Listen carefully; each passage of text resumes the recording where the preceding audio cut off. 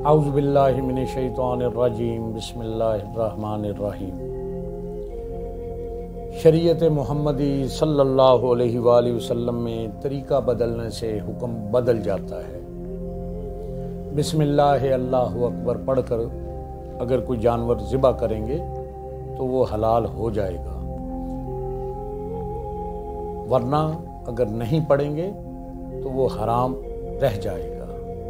اسی طرح غیر عورت کی طرف دیکھنے کی شریعت اجازت نہیں دیتی، لیکن آپ نے اگر اسے قبول والے الفاظ بولے، اس سے نکاح کر لیا اور نکاح ہو گیا، اب دیکھنے کی اجازت ہو گئی، اور اگر بعد میں آپ نے طلاق کہا اور طلاق ہو گئی تو پھر اسے دیکھنے کی اجازت ختم ہو گئی، تو یوں اجازت ہو گئی اور یوں اجازت ختم ہو گئی۔ یوں ہی کوئی غیر مسلم ہمیشہ کے لیے جہنم میں رہنے کا حقدار ہے، لیکن اس کے دل میں سوز پیدا ہوا اور اس نے توبہ کر کے کلمہ طیب پڑھ لیا تو 2 منٹ کے اندر اندر وہ مسلمان ہو گیا اور جنت کا حقدار بھی ہو گیا۔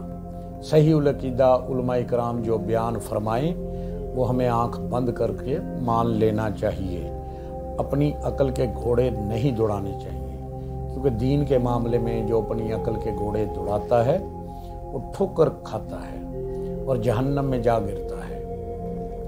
سوشل میڈیا دیکھنے والے میرے مسلمان بھائی جو غلط فہمیوں کا شکار ہو جاتے ہیں، مہربانی کر کے اپنی زبان اور قلم کو روک لیں۔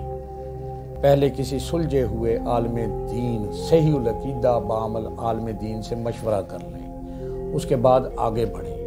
یہ سب میں آپ کی آخرت کی بھلائی کے لیے عرض کر رہا ہوں۔ صحیح العقیدہ اس کو کہتے ہیں جو آقا کریم صلی اللہ علیہ وآلہ وسلم کی حیات طیبہ بعد از وصال کا قائل ہو دل و جان سے، اور کیا کلمہ پاک کو پوری صحت سے قبول کرتا ہو اور پڑھتا ہو۔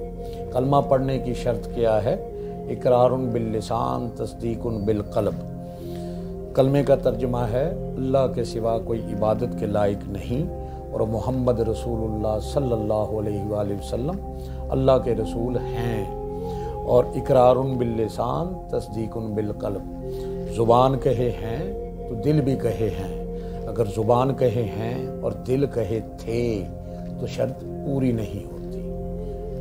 ہم سب کو جنت میں جانا ہے، جہنم میں تو غیر مسلم جائیں گے، وہاں کچھ مسلمان بھی ابتدا میں جہنم میں جائیں گے، لیکن بالآخر اللہ کے کرم سے انہیں بھی جنت میں بھیج دیا جائے گا۔ اللہ سے دعا ہے اللہ ہمیں صحیح العقیدہ مسلمان اور بعمل عاشق رسول بنائے، ہمیں دین سمجھنے کی، سمجھانے کی اور اس پر عمل کرنے کی توفیق عطا فرمائے۔ آمین۔